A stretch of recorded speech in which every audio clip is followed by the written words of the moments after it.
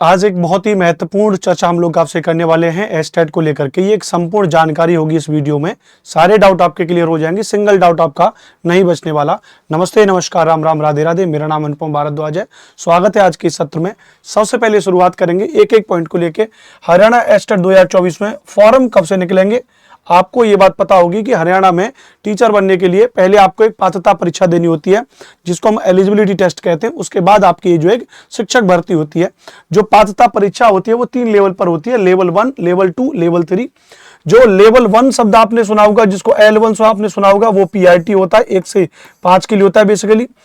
Level 2 आपने जो सुना होगा वो TGT के लिए होता है, बेसिकली 6 से 10 के लिए होता है। जी हाँ, हरियाणा में जूनियर की भर्ती कोई नहीं होती, 6 से 8 तक की कोई भर्ती नहीं होती, डायरेक्ट भर्ती 6 से 10 के लिए होती है, TGT की भर्ती।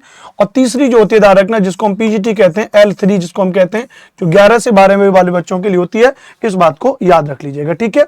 तो पहली बात अगर हम बात करेंगे कि हरियाणा में अगर आपको टीचर बनना है तो एक पात्रता परीक्षा देनी पड़ेगी। इसके फॉर्म कब आते हैं ध्यान रखना।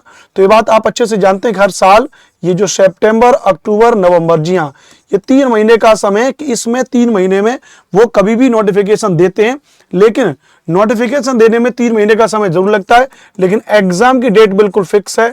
एग्जाम आपका जो है वो दिसंबर के पहले सप्ताह में ही एग्जाम आपका ले लेते हैं।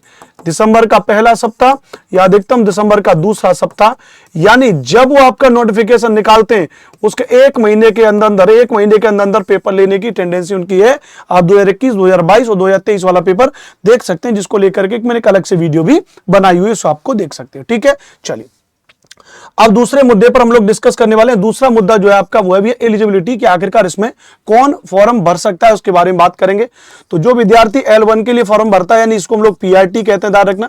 PRT के लिए कोई व्यक्ति फॉर्म भर रहा है तो उसने प्लस किया हो, ध्यान रखना। यानी उसने क्या किया, वो 12th किया होना चाहिए, प्लस उसका क्या होना चाहिए भैया, 2 साल का डिप्लोमा होना चाहिए। क्या होना चाहिए भैया, 2 साल का डिप्लोमा होना चाहिए। इस बात को ध्यान रखना। जिसको चाहे किसी भी नाम से जानते हो, जिसको DLED कहते हो, D.ED कहते हो, या 4 साल का BLED वाला होता है, या कोई भी है जिसको आप मान रहे हैं 2 साल का डिप्लोमा प्लस 12th जिसने किया हो, वह L1 के लिए अर्थात PRT के लिए फॉर्म भर सकता है। इस बात को ध्यान रखना। दूसरी बात करेंगे L2 के लिए फॉर्म भरने वाला व्यक्ति, जिसको हम लोग बेसिकली TGT कहते हैं, ध्यान रखना। तो वह व्यक्ति जिसने ग्रेजुएशन किया है, और जिसने B.ED किया है, ध्यान रखना, वह व्यक्ति इसके पेपर 2 के फॉर्म को भर सकता है, L2 के फॉर्म को भर सकता है। अब यहां पर एक कंसर्न आता है कि जो DLED वाले होते हैं, मतलब जो 1 से 8 तक के लिए जिनको पढ़ाने के लिए जो डिग्री वैलिड होती है, क्या वो L2 के फॉर्म को भर सकते हो? फॉर्म को तो भर सकते हो, लेकिन L2 का फॉर्म भरने के बाद जो TGT का जो टीचर चुन करके जाता है वो 6 से 10 तक पढ़ाता है। कई अन्य राज्यों में क्या होता है, वहां पे 6 से 8 के लिए एक भर्ती अलग होती है और 9 से 10 के लिए एक भर्ती अलग होती है, लेकिन हरियाणा में 6 से 10 तक के लिए एक कॉमन भर्ती है। तो फॉर्म तो भर सकते हो, लेकिन अब वो जो उनको 1 से 8 वाली डिग्री को वो 6 से 10 के लिए मान्य करेंगे या ना करेंगे, ये उनके नोटिफिकेशन में ऑफिशियल में पता चलेगा। लेकिन फिलहाल के लिए आप मान के चलिए कि ग्रेजुएशन प्लस B.ED को यहाँ पे मान्य किया जाएगा, ध्यान रखना। L3 की अगर हम लोग बात करेंगे, जिसको लेवल 3 की हम बात करें, जिसको हम बेसिकली एस्टेट PGT कहते हैं, उसमें आपकी में पोस्ट ग्रेजुएशन चाहिए प्लस आपका B.ED चाहिए। कुछ पोस्ट ग्रेजुएशन में ऐसी होती है जहां पर B.ED की आवश्यकता नहीं होती है, कुछ एकेडमिक उनकी गाइडलाइन होती है, अगर उनको आप फॉलो करते हैं तो आप वहां पर बिना B.ED के भी फॉर्म भर सकते हैं, लेकिन वो बहुत रेयर होता है। तो आप सिंपल मान के चलिए, पोस्ट ग्रेजुएशन आपने किया हो अपने संबंधित विषय में, आपने B.ED किया हो तो आप लेवल 3 में फॉर्म भर सकते हैं। आपने ग्रेजुएशन किया, आपने B.ED किया तो आप लेवल 2 में फॉर्म भर सकते हैं। आपने 12th किया, 2 साल का डिप्लोमा किया, या आपने 4 साल का डिप्लोमा पूरी तरीके से जो होता है वो वाला अगर आपने किया है तो आप लेवल 1 में फॉर्म भर सकते हैं। तो लेवल 1 क्या है, लेवल 2 क्या है, लेवल 3 क्या है, ये आई होप आप यहां पे समझ गए होंगे, ध्यान रखना भैया।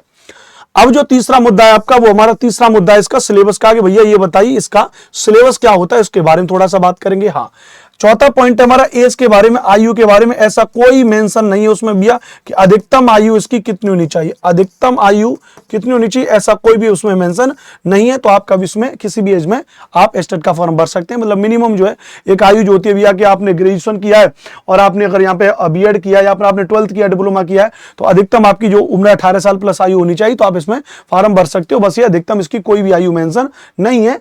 अगर इस बार इसका नोटिफिकेशन आता है, अगर उसमें कोई ऐसा रूल होता है तो उसके बारे में बात करेंगे। बाकी आयु इसमें अधिकतम की इसमें कोई भी आयु नहीं है, इस बात को याद रख लीजिएगा, ठीक है। तो बस ये मैं एक एक पॉइंट आपके लिए बना रहा था, जिसके बारे में यहां पे चीजों के बारे में डिस्कस कर रहा था। अच्छा, एक तो ये पॉइंट हो गया। दूसरा पॉइंट ये ध्यान रखना कि अब आपका ये जो एस्टेट है, ध्यान रखना, ये जो आपका एस्टेट है, ये एस्टेट अब आपको पता है जीवन भर मान्य होगा। जीवन भर मान्य होगा, आपको पता है जीवन भर मान्य होगा। पहले ये जो है ध्यान रखना 7 साल के लिए वैलिड होता, कितना 7 ईयर के लिए वैलिड होता था ध्यान रखना। हालांकि इस पे तब भी बात हमने उठाई थी, पहले मैंने इसको लेकर के वीडियो बहुत बनाई थी, तब भी मैंने कहा था, मैंने कहा जी 7 साल का कोई मतलब है नहीं, सीटेट है यूपीटेट है, जीवन भर मान्य रहता है, तो आप एस्टेट को भी करिए। तो अभी कुछ समय पहले उन्होंने एक नोटिस निकाल करके इसको जीवन भर के लिए मान्य कर दिया, इस बात को ध्यान रखना। एस्टेट का जितना भी पेपर होगा ध्यान रखना, उसमें नो नेगेटिव मार्किंग होती है, नो नेगेटिव मार्किंग होगी, किसी प्रकार की इसमें नेगेटिव मार्किंग नहीं होगी, इस बात को ध्यान रख लीजिएगा। अब हम एक मुद्दा बच जाता है इसमें आपके सिलेबस के बारे में, हाँ पासिंग मार्क्स कितना होगा, तो उसको हम डिस्कशन यहीं पर आपके पॉइंट पर करेंगे ध्यान रखना।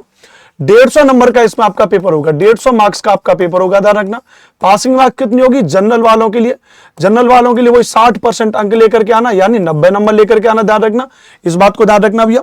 दूसरी बात ध्यान रखना, अगर हम लोग बात कर रहे हैं यहाँ पर भैया, जो एससी हैं, जो एससी कैटेगरी के लोग हैं या जो ओबीसी कैटेगरी के लोग हैं, लेकिन कहां के, जो हरियाणा के एससी और ओबीसी हैं, उनको यहाँ पे 55% अंक लाने की जरूरत है, यानी उनको यहाँ पे 82 नंबर पे पास होगा, ध्यान रखना। यहां पे एक बात समझ जाइए, जो अदर स्टेट के, ये बात बहुत कंफ्यूजन पैदा करती है ध्यान रखना, जो अदर स्टेट के बालक हैं ध्यान रखना, कौन से अदर स्टेट के बालक हैं, जो एससी से, जो ओबीसी से, जो फिजिकली हैंडीकैप्ड हैं, एसटी से, किसी भी कैटेगरी से हैं, किसी भी कैटेगरी से आप हरियाणा में जनरल में काउंट किए जाएंगे, आप हरियाणा में जनरल में काउंट किए जाएंगे, आपको वहां पे 90 नंबर चाहिए होंगे, इस बात को आप याद रख लीजिएगा, इस बात को प्रॉपरली आप यहां पे समझ जाइएगा, ठीक है। चलिए एक तो ये बात हो गया। अब हम बात करेंगे यहाँ पे कि पेपर जो होगा 150 नंबर का होगा, तो उसमें पेपर को थोड़ा सा आप समझेंगे, पीआरटी के लिए हम यहाँ समझेंगे ध्यान रखना, हम यहाँ पे टीजीटी और पीजीटी को लेकर के समझेंगे ध्यान रखना।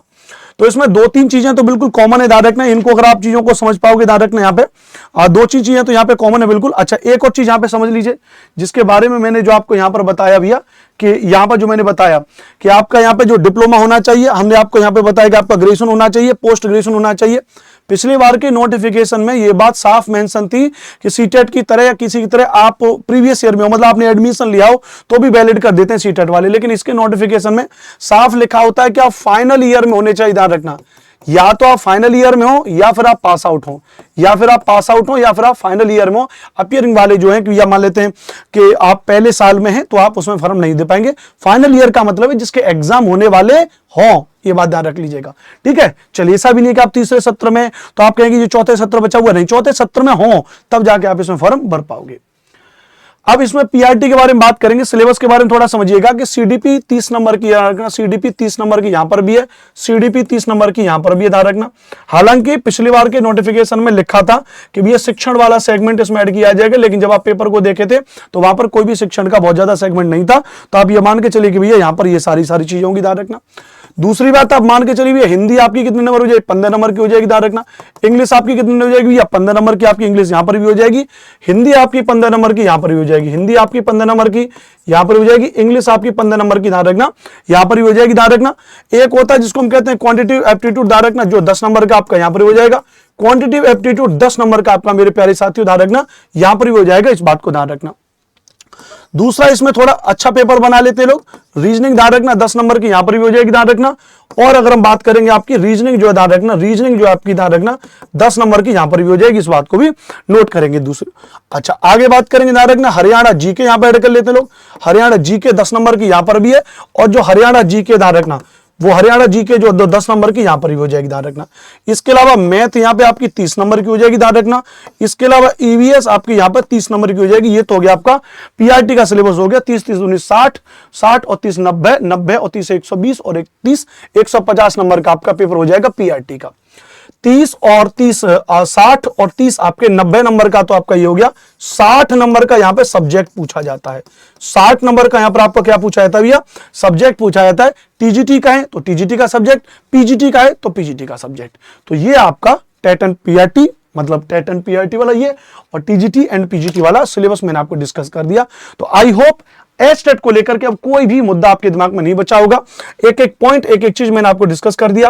फॉर्म कब तक आएंगे, एलिजिबिलिटी क्या है, सिलेबस क्या है, एज क्या है, संपूर्ण जानकारी रिलेटेड टू एस्टेट 2024 मैंने आपको बता दिया। ये जानकारी आपको अच्छी लगी होगी तो प्लीज चैनल को सब्सक्राइब कर लीजिएगा और इस वीडियो को शेयर करिएगा अपने सभी दोस्तों तक। नीचे एक नंबर चल रहा है, उस नंबर पर कॉल करके आप एस्टेट के पेड कोर्स के साथ में जुड़ सकते हैं। मैं वहां पर लाइव पढ़ाऊंगा, प्रॉपर तरीके से लेवल 2 के लिए पढ़ाऊंगा, लेवल 3 के लिए पढ़ाऊंगा, और हरियाणा जी के आपको मैं ही पढ़ाऊंगा। मेरा मेरा नाम अनुपम भारद्वाज है।